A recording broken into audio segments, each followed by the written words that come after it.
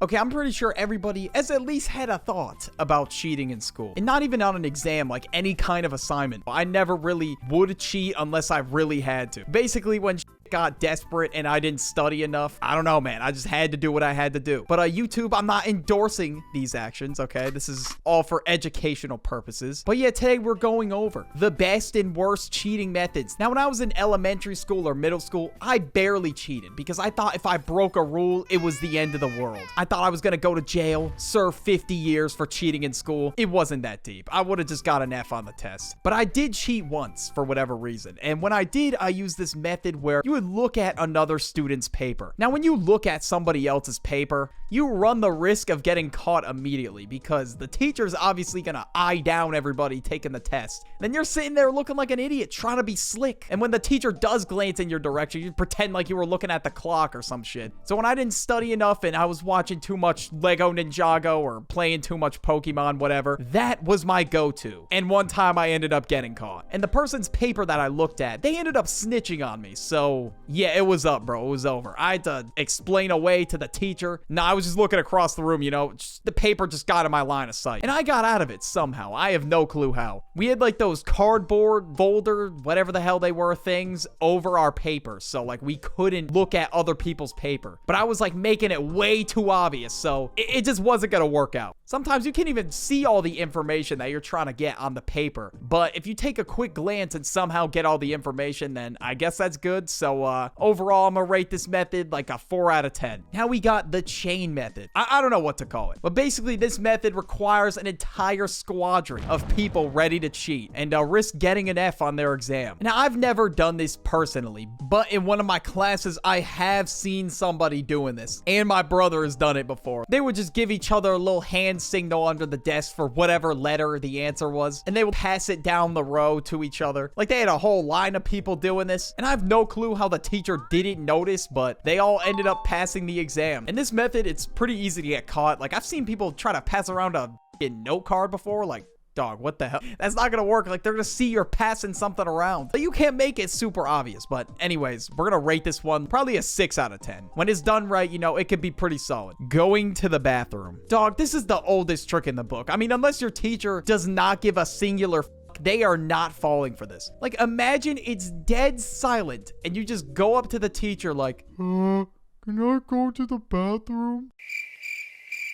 Yeah, bro, just pack it up. But I mean, I guess if you really gotta go to the bathroom during an exam, you know, you could pull out your phone. I may or may not have done that a few times. But usually when a teacher does let you go to the bathroom, on the off chance they don't really care that much, they let you go for like 1 to 2 minutes. So you really gotta be quick with it. Like, I've seen people just call up their friend in the bathroom like, dude, you don't got time for all that. Or to play Clash of Clans. Like, I don't care how much your village needs you right now, bro. You gotta lock in. It's just not worth getting an F. All right, just go quickly, get the answer you gotta get, and then go back. It's not worth trying to stall it out and get every single answer. You know, especially in college when there was $100,000 on the table. You know, I had to lock in, bro. I had to pass these tests. I couldn't just sit there and take a 26 on the test because whether or not food was on the table was all dependent on how I would do on these tests. So sometimes I would have to resort to using ChatGPT. Now, when it comes to ChatGPT, it's a double-edged sword because when it writes you a prompt, that shit sounds like robotic, okay? No human would write whatever ChatGPT just cooked up. So you have to take this prompt from ChatGPT.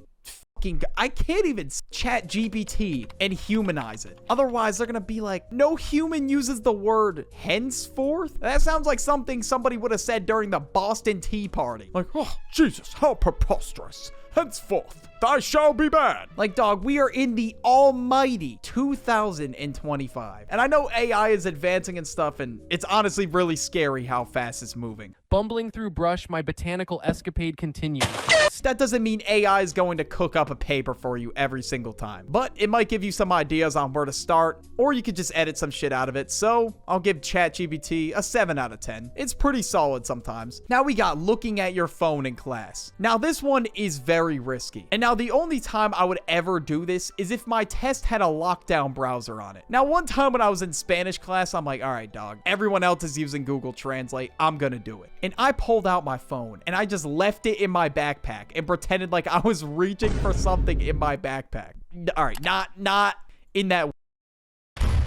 Okay, I was pretending like I was grabbing a folder or a piece of paper, not a strap, okay? When I was grabbing said piece of paper, I would pull out my phone and Google Translate the answer. Because, dude, I did not study for that shit. I had way more important classes to study for. Writing shit on your arm. Bro, who does this, bro? Like, okay, this is some shit out of a cartoon. The moment you roll up your sleeve and the teacher sees a whole scripture on your arm, it's over. How would you be able to hide the entire study guide on your arm, bro? Like, this is not gonna work. But if it's something small, then I guess, if that's really your sauce, I guess go for it. But in my opinion, I don't know. It just sounds like it's ass and it doesn't work. I don't know if I'm just being a hater or something, but yeah, I'm giving this one like a 2 out of 10. This one's garbage. I've seen people do it before, but I don't know. I don't think the teachers cared enough to stop it because it really wasn't going to help them much during the test anyway. Plus, I don't want goddamn like lead poisoning or something. I'm totally cool off that. Now we got using websites such as Quizlet, Chegg, Course Hero. Now some of these websites you have to pay a subscription for, which is kind of ass to be honest. This shit really is pay to win out here. And the moment I got to college, bro, I knew I had to get a Chegg subscription. Now Quizlet and Chegg or whatever it is, it can help you with a lot of things. Like those stupid ass long busy work assignments that you gotta do where you gotta answer like 80 questions or some ridiculous shit like that. Like I don't have time to sit there and just fill out 80 questions. But if there's a lockdown browser and you don't want to risk using your phone, yeah, you're kind of cooked. Unless you have like some way to get around the lockdown browser, which I never really figured out a way to get around it. But regardless, 10 out of 10 method right here. It honestly really helps with those annoying ass quizzes that are like 10% of your grade for some reason. I mean, everyone looks up the answers for that anyway. No one's watching you do it. You're doing it on your own free time. You're gonna look up the answers. It's gonna happen. Working together with your classmates or like sending people the answers. Now this one, it all depends on whoever this person is you're sending the answer. They better not blow your cover. And if they don't change the answer at all,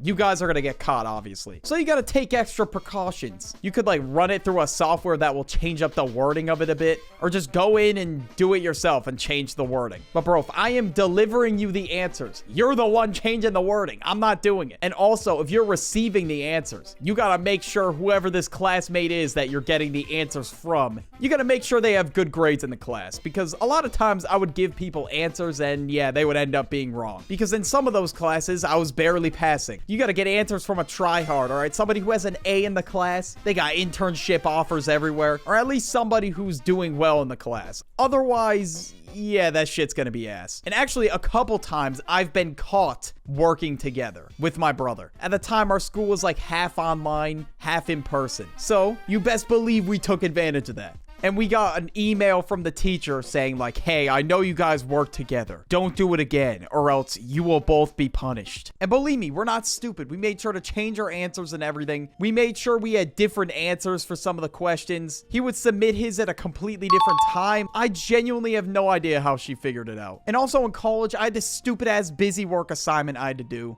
And it was something I had to do in order to graduate. Me and my brother did the assignment. I showed him my answers. However, he wrote completely different answers. But still, they said apparently we were working together and deducted 20% of our final grade. Like, bro, are you kidding me? This is some stupid ass busy work assignment. Why are you deducting 20% of our total grade? Then I got some dumbass email that was like, please have respect for the school's policy. If you are caught cheating again, you will have academic suspension. So for that reason, I'm gonna rate this method like a 6 out of 10. I have no clue what kind of technologies these teachers are using nowadays. I've been caught twice, so do this one at your own risk. Next, we have writing the answers on like the little paper on your water bottle. And if you look at your water bottle, you'll be able to see the answer or the formula, whatever it is. Now, this method is okay, but how much can you really fit on that little piece of paper? Unless you're bringing like a whole array of water bottles. But actually, nah, don't do that. That would look hella suspicious. Don't bring like 4 water bottles or some shit. This method I've only really seen used like one time, so it's not like the greatest strategy. If the teacher sees you eyeing down that water bottle, they're gonna confiscate it. So I'm gonna give this one like a 4 out of 10. Not the worst one in the world, but still pretty terrible. Now we got putting notes in your calculator. Like either leaving a note card in your calculator, or sometimes you could literally type a prompt in your calculator, depending on whatever type you have. Some calculators are crazy and can do like a whole ass calculus problem for you. You can't have one of those shitty mini calculators, bro. You gotta have a graphing one. For me, it was like $100 or something, but I would say it's definitely worth the investment. I've had that shit since middle school, and Now this calculator is like 9 to 10 years old and it still works. Anything I need for a math test, I would just leave it in the calculator. And this is a pretty good method. Like if the teacher allows you to use a graphing calculator, definitely use this. This is like an 8 out of 10 method right here. But the best method you can do by far is pretending to submit your test. Now this one only works in college because in high school, middle school, or whatever, the class isn't over once your exam is done. But college, it is. They dedicate the whole class to your exam. So what I've seen some people in my classes do, they would close their laptop and pretend like they submitted the test, walk out the room, and they would frantically go finish it somewhere else, look up all the answers, and then submit it. You don't want to leave too early. You don't want to leave too late, like right in the middle. If your teacher is super strict and like checks to make sure if you submitted it, you're cooked. But otherwise, this is a 10 out of 10 method. Now, do this at your own risk. I'm not endorsing this at all. I'm just making a video about it. But I'm sure some of you also want to skip school as well. So watch my video on the best ways to skip school. Just click on it.